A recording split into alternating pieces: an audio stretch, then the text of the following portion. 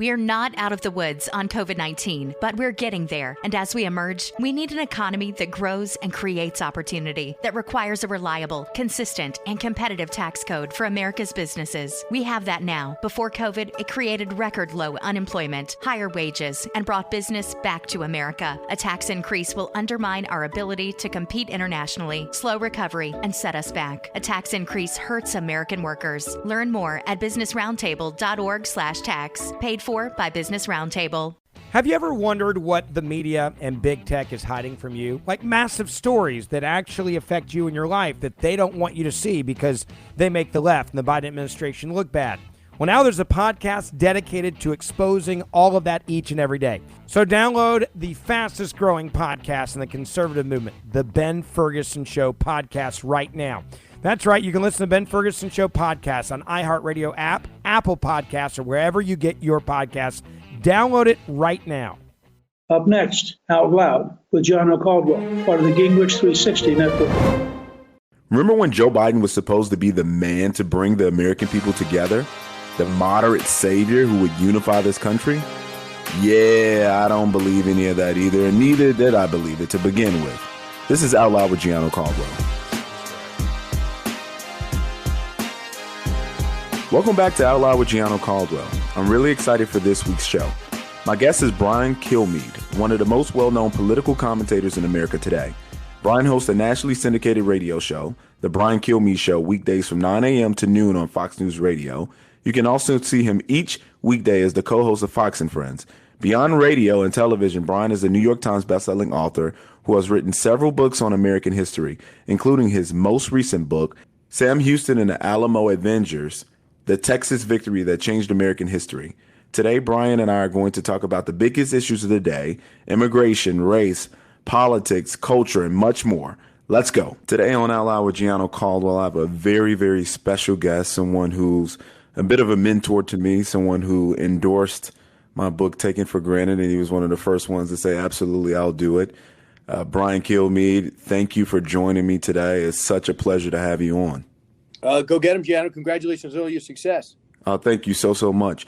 So I want to start by talking about Prince Philip. As everyone knows, it was breaking news last Friday that Prince Philip had passed, and I know that there was a bit of a flare from the mainstream media suggesting that you said that he might have died because of the Meghan Markle interview with Oprah Winfrey and Prince Harry. They say that you're saying that it contributed to it.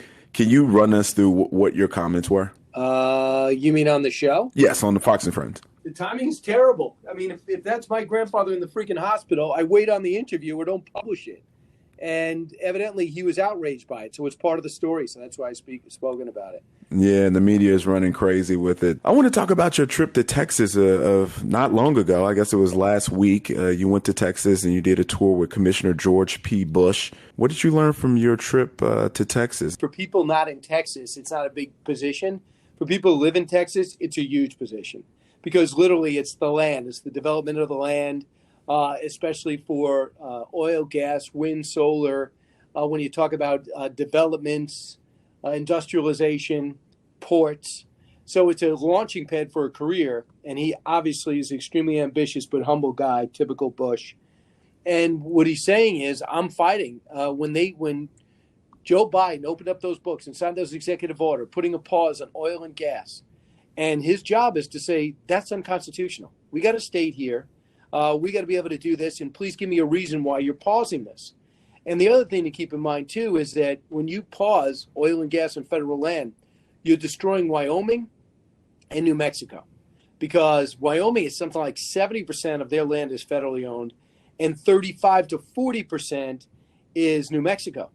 And that's a Democratic run state right now. Why would you first destroy them with border issues? And number one, and number two, come back and say, well, you just don't make a living. And what are you talking about? Because this is agenda driven. Now it's in the best interest of the people in the country. Because if you want, you could tell everyone to stop with oil and gas. Let's do that. Let's feel great about ourselves. Just so you know, we're going to be buying it from the Middle East, Saudi Arabia, which obviously they have a problem with, and then Russia, who I don't know if you've heard, they're not the best neighbors. So now we're going to be buying from them, fattening up their accounts instead of making Americans successful. So I wanted to go out and cover that story and find out the human cost.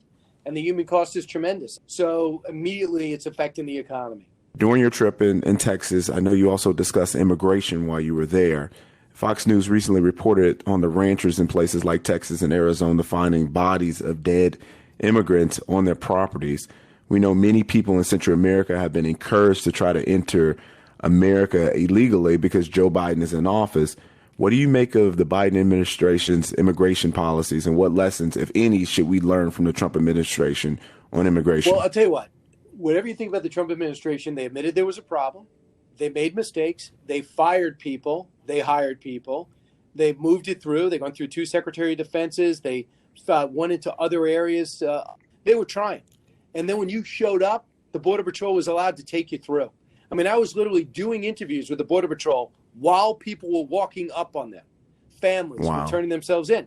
So I don't feel like I was being lied to. I was seeing a situation that needed to be handled, and they couldn't find a way. But eventually they got it right.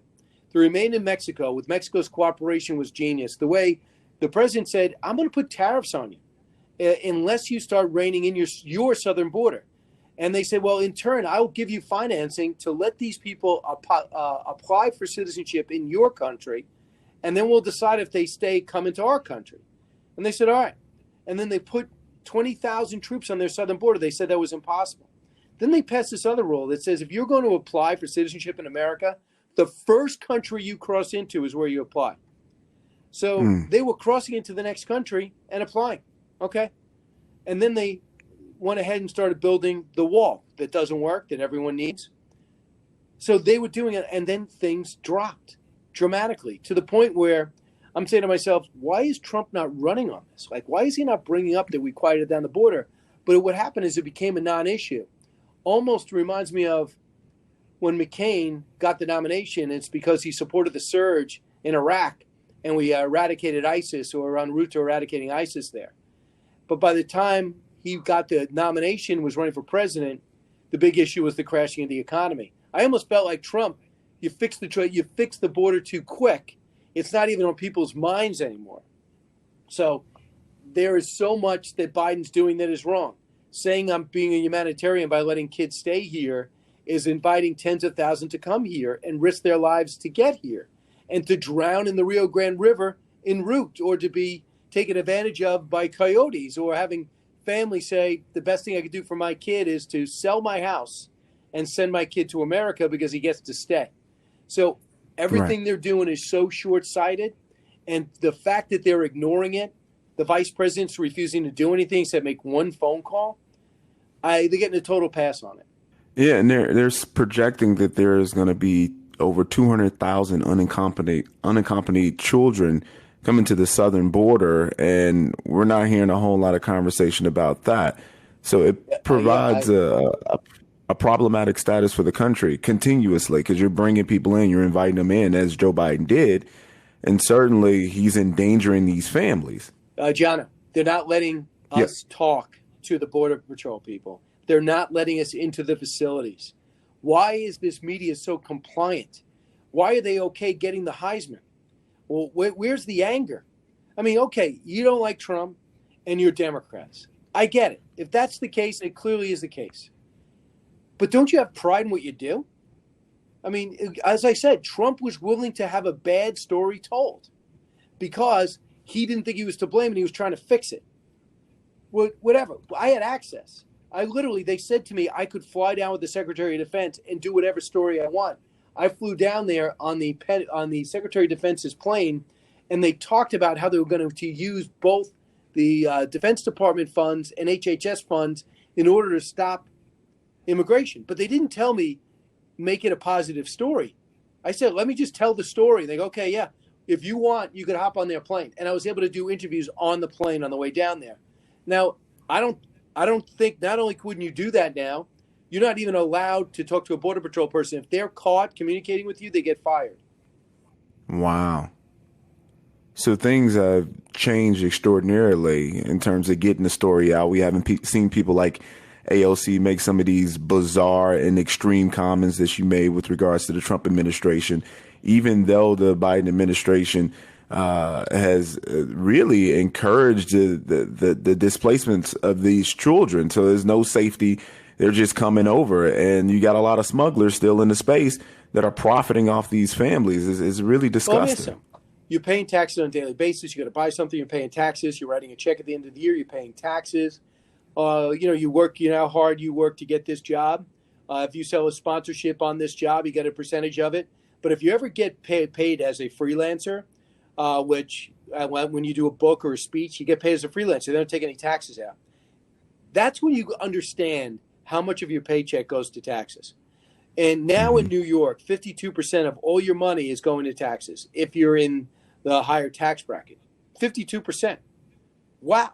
Why am I working for half the year? All right, but I understand you got to do taxes, you got to get roads, you got to get subways. I get it. But 52% is totally out of control, highest in the country.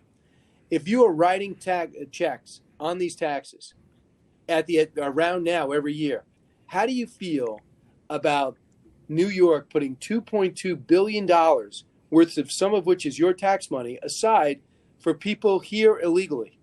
So now they're getting up to 16,000 to come here. It's a magnet. Number two, I've never seen something to qualify. You have to prove that you don't exist. I promise you, I don't have any ID and I snuck in here. Please give me $16,000. What country can afford to do that? Can I answer that? None. What country would do that? None that wanted to be successful and sustainable. And now we're $30 trillion in debt. People say, well, you're a rich country, you should be able to. No, we're not. We're overspending our budget.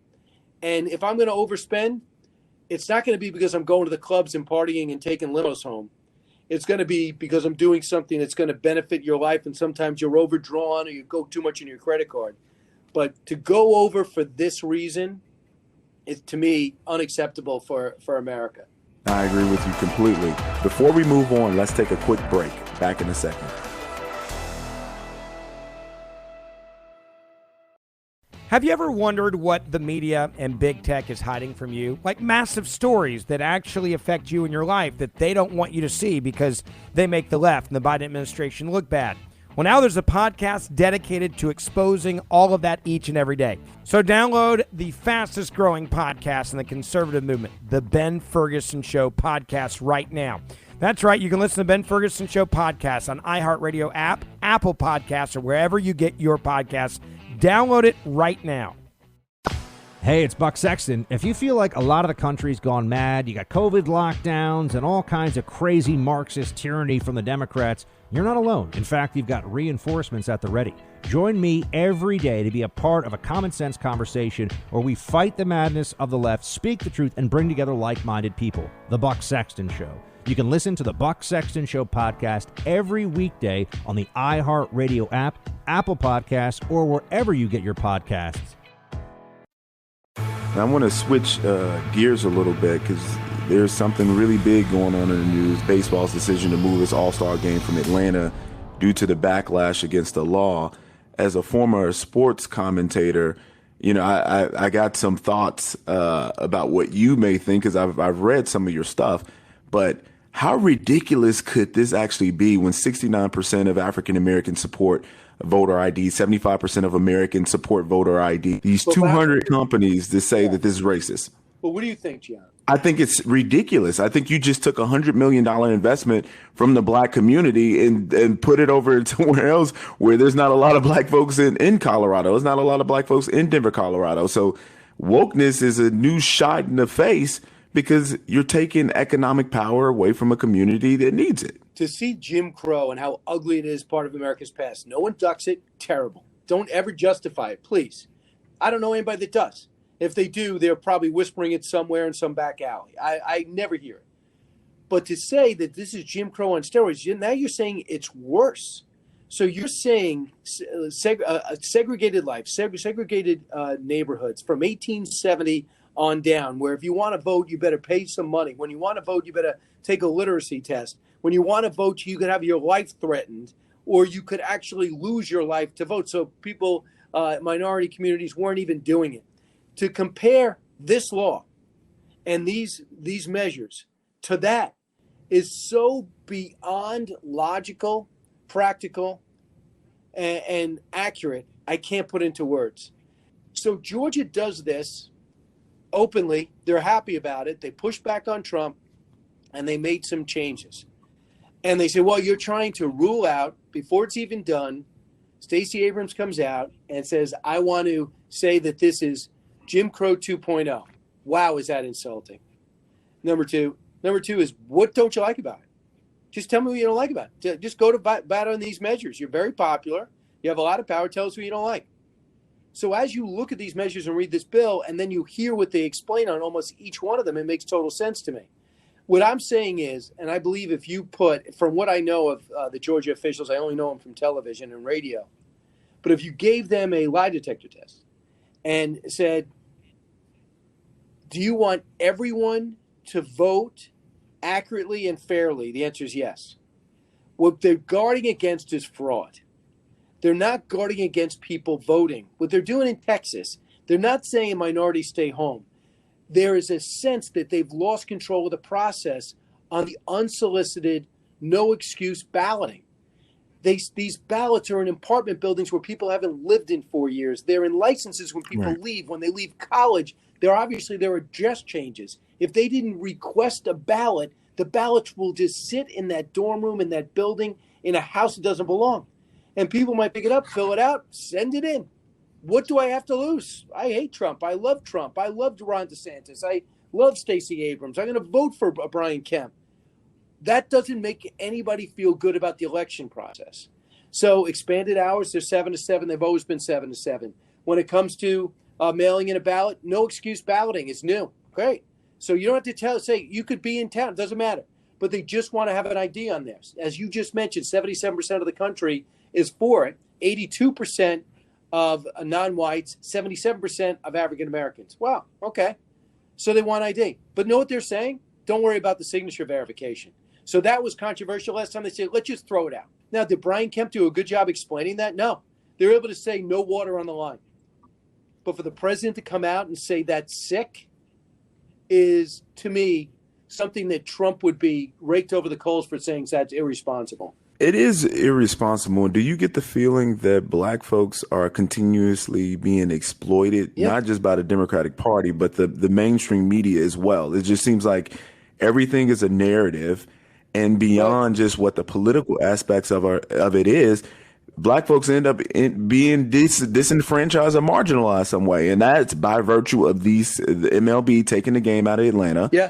You lost $100 million in your community, businesses that needed it, especially after a year with COVID. Can I also bring up that they're going to honor Hank Aaron in Atlanta, a year that he died, celebrating.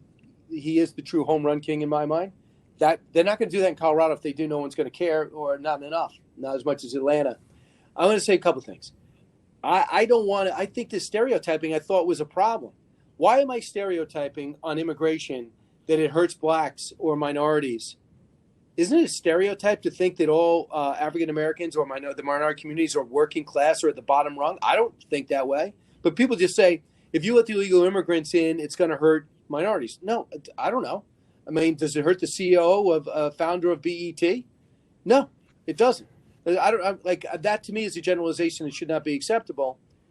And number two is, why is it acceptable to believe? Why is it conventional thought to believe that minorities don't have IDs?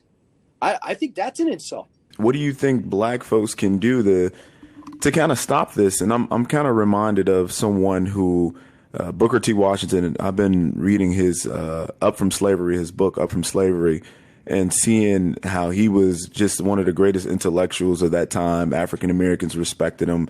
White folks respected him. And his idea was, if we can just secure the right education and economic freedom, we can be, quote, co-equals in this country.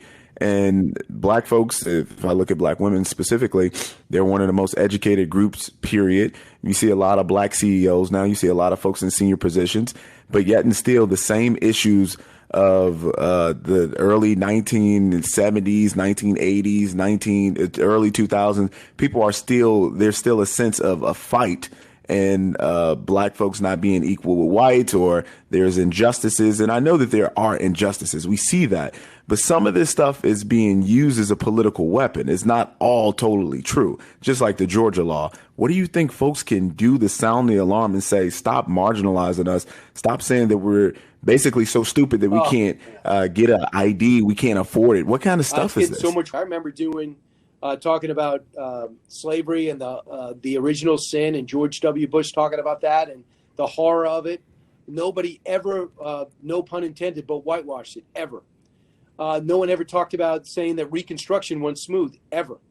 When I read Booker T. Washington's Up from Slavery, one of the best books I've ever read, the story, I love the fact that it's not his biography, it's his autobiography. It was his words exactly.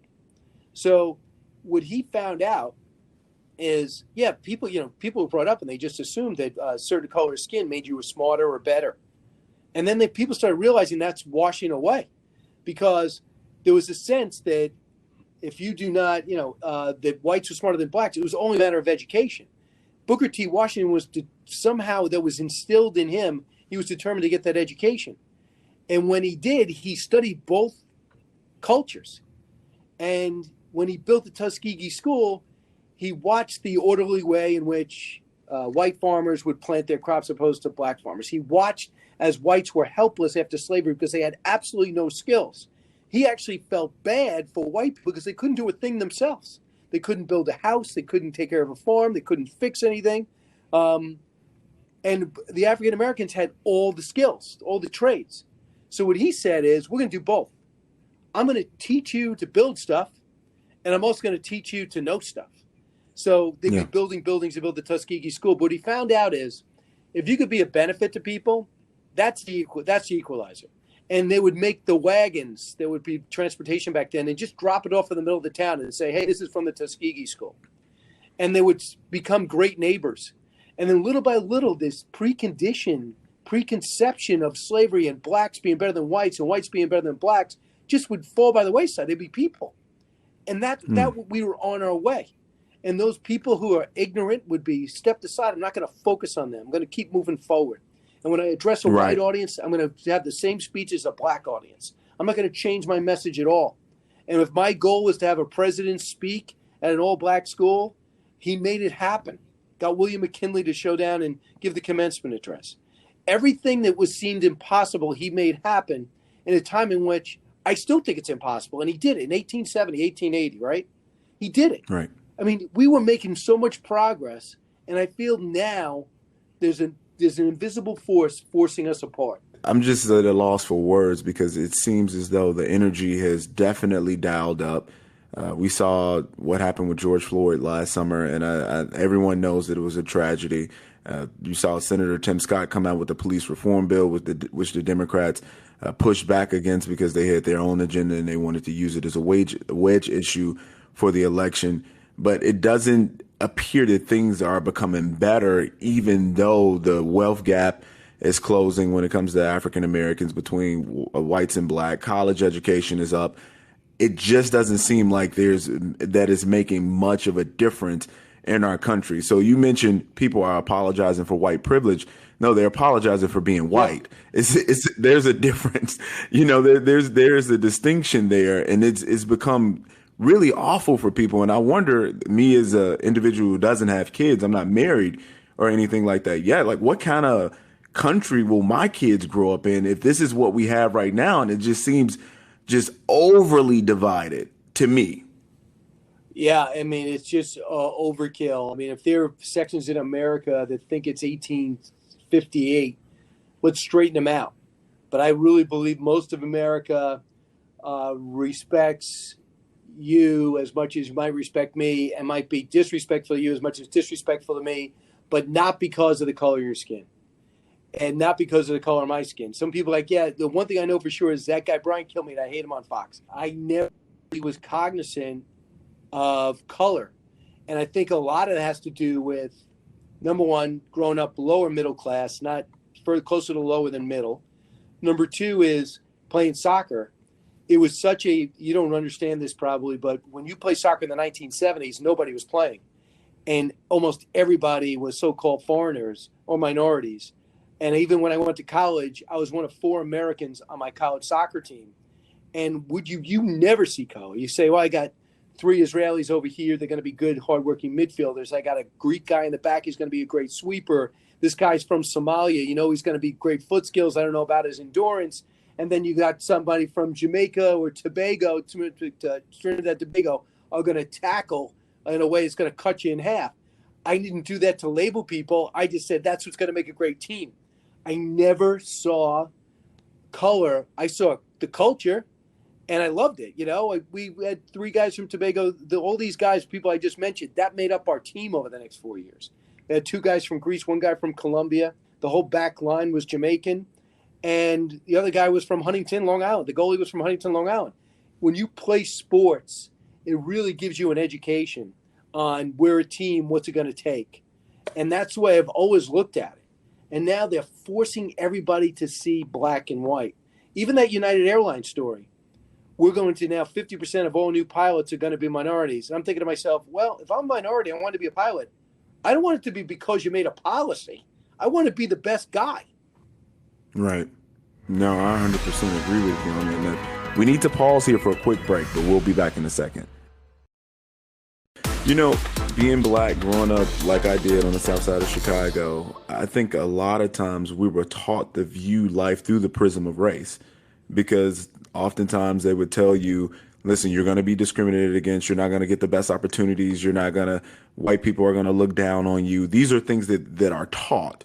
These aren't things that you just grow up believing. You were born into believing that you weren't going to be the best. These are things that you are taught. And we live in a society and a culture which continues to perpetrate that narrative and say, because of your color, especially if you're black, you're going to be insignificant to do these major things that so many other people have done. And it's something that I would have thought would have changed by now, but you continue to see it in ways that can be micro. So United Airlines, it's fine to have diversity, but the most important thing is safety in an airplane. Can you do the job first and foremost? And this is where it's become very problematic. So let's say that Gianno Caldwell wants to be a pilot, and you apologize, and United had an opportunity to go in there. And do you want people in that class saying, well, Gianno only got here because it was a quota? No. You wanted to do it. Your grades were great. You got great perception. It's always been your dream. Can I please have my dream back, please? Can you please, I'm just astounded about some of the logic here. Democrats now control the federal government. The left controls so many of our most important institutions, the media, academia, Hollywood, increasingly athletes, and now even corporate America. How do you see our culture changing in the coming years as a result of all the leftist control, and what role does Joe Biden play? Terrible. I couldn't be more disappointed. I don't know when people are listening to this, but for him to now put together a 36-person committee to study fattening the courts, for him to be writing checks, $1.9 trillion, essentially bribing people to vote for him, and then putting $2.2 trillion in there and pretending it's infrastructure. But basically, we elected AOC. Everything that's going on is way to the left. And I don't think the country's there yet. My worry is they're being bribed. They're being bribed with tax dollars. And he's going to get credit for, as we come out of the pandemic and vaccines are shot into people's arms, and then we're going to be able just to go back to work. We're not asking to reboot, where in 2008 we had to go back and go find what the new banking system will be and find new careers in some situations. But now we're asked just to go back to work, go back to that restaurant, go back to that department store, go back to your apartment building, and now go back to your workplace. And that's going to put the economy on turbo speed. My big worry is they're going to say that these policies gave us that. And this kind of economy was coming back. I don't care who was president because of the pandemic. Yeah, and I think that he's going to gut defense. That's what I think the legacy is. And a gut defense at a time where China's doing the exact opposite, it's death to our superpower status. Speaking of China, to pick up on that point, recently they threatened the United States if they boycotted the Olympics. They said that it would be a robust Chinese response if the U.S. was to do that. I think Joe Biden kind of kowtowed to that because at first there was at least reports that there were conversations with our allies about boycotting because of the human rights abuses in China. Joe Biden is clearly showing weakness to China. Why do you think that is? Let's face it, you're tired of the same old political podcasts. Liberal, conservative, Democrat, Republican, it doesn't matter. There are a million out there and you already know what everyone's going to say before the episode even starts. Until now. Hey guys, Anna Paulina here. I am so excited to let you know that I am launching my first podcast, Luna Talks with Anna Paulina, on April 23rd in partnership with Gingrich 360 and iHeartMedia. This is not your average podcast because I'm not your average person. As a proud Hispanic American, I overcame adversity by joining the Air Force as a teenager and later on ran for Congress in 2020. Now I'm hosting my own podcast, Only in America. Come join me and be a part of the growing movement of free thinkers who put up their middle fingers to cancel culture and political correctness. Tune in now before you feel silly as the only one of your friends who hasn't. Starting April 23rd, listen to Luna Talks with Anna Paulina on iHeartRadio app, Apple Podcasts, or wherever you get your podcasts. Hey everyone, Lisa Booth here, and I am so excited to let you know that I am launching a brand new podcast, The Truth, with Lisa Booth starting March 24th. As a former pollster, political advisor, and now a television commentator, I have earned your trust by telling you the truth. And I can make this promise to you right here, right now. I will always give it to you straight. And I guarantee that we're going to learn something new and we'll also be entertained with each episode. Whether it's just me on air, leaving no stone unturned to get to the bottom of the hottest issues impacting your life, or whether I'm interviewing some of the biggest names out there, I will always think for myself. You should too. Look, you don't always have to agree with me, but if you're tired of being talked down to, this is your podcast. And if you're tired of hearing the same tired talking points and you want some fresh takes, this is also your podcast. If you want to know what's really happening in our country without the spin, without the BS, then this is a podcast for you. Listen to The Truth with Lisa Booth every Wednesday on the iHeartRadio app, Apple Podcasts, or wherever you get your podcasts. Sign up and subscribe today. Yeah, I mean, Anthony Blinken was the recipient, but did give some back in Alaska. I'm mildly encouraged by him. He talked about go to the Asian Accord, the Abraham Accords. He did talk about how NATO is paying more than they thought. That's really a tribute to Trump. He's leaving the tariffs in place, which I like. It shows the tariffs did work and all that criticism was all politics. But they are really belligerent. To come on our soil and talk to us as if slavery was taking place in our country. You have a huge problem with Black America. They're being slaughtered on a daily basis, and equate that to what they're doing with the Muslim Uyghurs as if it's 1870 or 1830 is unbelievable. But it shows you how our politics are hurting us internationally. But they want to beat us. Our advantage is we have innovation. Our advantage is we need to be challenged. And if you give us a common enemy, we can rally, hence the Soviets in every way, shape, or form. So we have to get our act together. I want to thank Brian Kilmeade again for a great interview. If you're enjoying the show, please leave us a review and rate us with 5 stars on Apple Podcasts. If you have any questions for me, please email me at outloud@gingrich360.com and I'll try to answer them in our future episodes. And please sign up for my monthly newsletter at gingrich360/outloud. You can also find me on Twitter, Instagram, Facebook, and Parler at Gianno Caldwell. And if you're interested in learning more about my story, please pick up a copy of my best-selling book titled Taken for Granted: How Conservatism Can Win Back the Americans That Liberalism Failed. Special thanks to our producer, John Cassio, researcher Aaron Klingman, and executive producers Debbie Meyer and speaker Newt Gingrich, all part of the Gingrich 360 Network. It's planting season. That means it's the perfect time to add Proven Winners roses to your yard.